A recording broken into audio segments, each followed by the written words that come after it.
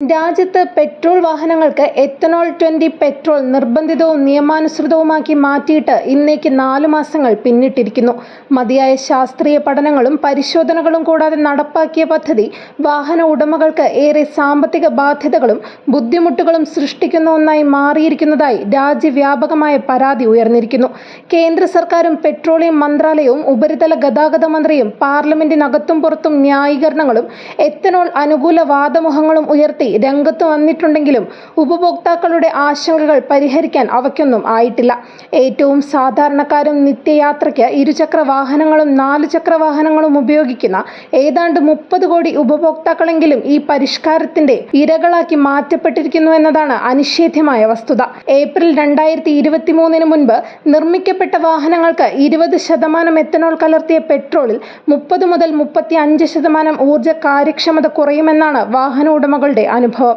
തൽഫലമായി ഈ വിഭാഗം ഉപഭോക്താക്കൾ 2 മുതൽ 7% വരെ അധിക ഇന്ധനം ഉപയോഗിക്കേണ്ടി വരുന്നു. അത് എത്തനോൾ 20 ഇന്ധനം വഴി ഇന്ധനം ലഭിക്കാമെന്ന കണക്കുകൂട്ടലിനെ തന്നെ അസ്ഥാനത്താക്കുന്നു.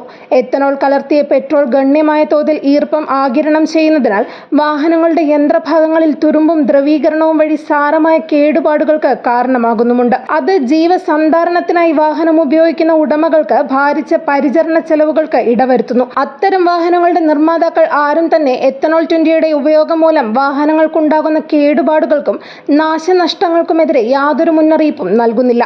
മേൽപ്പറഞ്ഞ ഗണത്തിൽപ്പെട്ട വാഹനങ്ങളുടെ യന്ത്രഭാഗങ്ങൾക്ക് എത്തനോൾ 20 ഹാനികരമാണെന്ന വസ്തുത നിർമ്മാതാക്കൾക്ക് ബോധ്യമുണ്ടെങ്കിലും അത് തുറന്നു സമ്മതിക്കാൻ അവർ തയ്യാറല്ല. വാഹന ഉടമകളുടെ മേൽ എത്തനോൾ 20 നിർബന്ധിതമായി അടിച്ചേൽപ്പിച്ച കേന്ദ്ര ഭരണകൂടത്തിന്റെ സമ്മർദ്ദമാണ് അതിൽ നിന്നും അവരെ പിന്തിരിപ്പിക്കുന്നത്. രാജ്യത്തിന്റെ മൊത്തം പെട്രോളിയം ഇന്ധന ഉപഭോഗത്തിന്റെ 85% നാം ഇറക്കുമതിയെ ആശ്രയിക്കുന്നു. അതുകൊണ്ട് തന്നെ ഇന്ധന ഇറക്കുമതി കുറയ്ക്കുക എന്നതും പാരമ്പര്യേതര ഇന്ധനത്തിലേക്ക് മാറുക എന്നതും രാഷ്ട്ര സമ്പദ്ഘടനയെ സംബന്ധിച്ചിടത്തോളം നിർണായകമാണ്. വർദ്ധിച്ചുവരുന്ന പെട്രോളിയം ഇന്ധനങ്ങളുടെ ഉപയോഗം ഗുരുതരമായ അന്തരീക്ഷ മലിനീകരണത്തിനും ആഗോള താപനത്തിനും ആക്കം കൂട്ടുമെന്നതിലും തർക്കമില്ല. എന്നാൽ എത്തനോൾ മിശ്രണം അതിന് പരിഹാരമായി കാണുന്നതും അത് വാഹന ഉടമകളുടെ മേൽ അടിച്ചേൽപ്പിക്കുന്നതും പ്രശ്നപരിഹാരമല്ല. ജനങ്ങൾ സ്വകാര്യ വാഹനങ്ങളും ടാക്സികളും മറ്റും ഉപയോഗിക്കുന്നത് കാര്യക്ഷമമായ പൊതുയാത്രാ സൗകര്യങ്ങളുടെ ഗുരുതരമായ അപര്യാപ്തത കൊണ്ടാണ്. പൊതുയാത്രാ സൗകര്യങ്ങൾ ജനസംഖ്യാനുപാതികമായും കാലാനുസൃതമായും ഉയർത്താൻ യാതൊരു ശ്രമവും നടത്താതെ സ്വകാര്യ വാഹനങ്ങളെ ആശ്രയിക്കാൻ അവരെ നിർബന്ധിതമാക്കുന്ന നയ സമീപനങ്ങളാണ് കേന്ദ്ര സംസ്ഥാന സർക്കാരുകൾ അവലംബിക്കുന്നത്. ചെലവേറിയ പൊതുഗതാഗത സംവിധാനങ്ങളാകട്ടെ സമ്പന്നരെയും ദീർഘദൂര യാത്രികരെയും ലക്ഷ്യം വെച്ചുള്ളതാണ്. സ്വകാര്യ വാഹനങ്ങളുടെ കാര്യത്തിൽ തന്നെ പെട്രോളിയം ഇന്ധനങ്ങൾക്ക് പകരം വൈദ്യുതോർജ്ജം ഉപയോഗിച്ചുള്ള വാഹനങ്ങൾ സാധാരണക്കാർക്ക് താങ്ങാവുന്ന വിലയിൽ ലഭ്യമാക്കുന്ന മുൻകൈ പ്രവർത്തനങ്ങളും അവഗണിക്കപ്പെടുന്നു. ഫലത്തിൽ പ്രകൃതി സൗഹൃദ പൊതുഗതാഗത സംവിധാനങ്ങളും ഇന്ധനങ്ങളും അവഗണിക്കപ്പെടുകയും ഇറക്കുമതി ചെയ്യപ്പെടുന്നതും വില കൂടിയതും ഭക്ഷ്യസുരക്ഷയെ പോലും അപകടത്തിലാക്കുന്നതുമായ അപായകരമായ പാതയിലാണ് രാജ്യത്തിന്റെ ഇന്ധന നയത്തെ മോഡി സർക്കാർ മുന്നോട്ട് കൊണ്ടുപോകുന്നത്.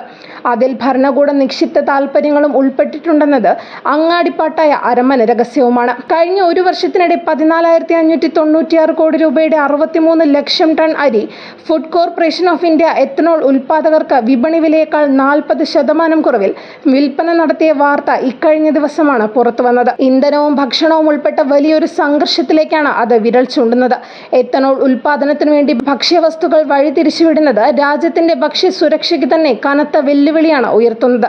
എത്തനോൾ ഉൽപ്പാദനത്തിൽ നിർണായകമായതും അമിത ജലവിനിയോഗം ആവശ്യമായതുമായ കരിമ്പിന്റെ ഉൽപ്പാദനത്തിന് അമിത പ്രാധാന്യം നൽകുന്ന പ്രവണതയെപ്പറ്റി കാർഷിക വിദഗ്ധരും ശാസ്ത്രജ്ഞരും ഇതിനകം മുന്നറിയിപ്പ് നൽകിയിട്ടുണ്ട്. എത്തനോൾ ഉൽപ്പാദനത്തിൽ പ്രധാനപ്പെട്ട അസംസ്കൃത ധാന്യങ്ങളിൽ ഒന്നായ ചോളത്തിന്റെ ഉൽപ്പാദനം വർദ്ധിപ്പിക്കാനുള്ള നീക്കത്തെക്കുറിച്ചും അവർ മുന്നറിയിപ്പ് നൽകുന്നുണ്ട്.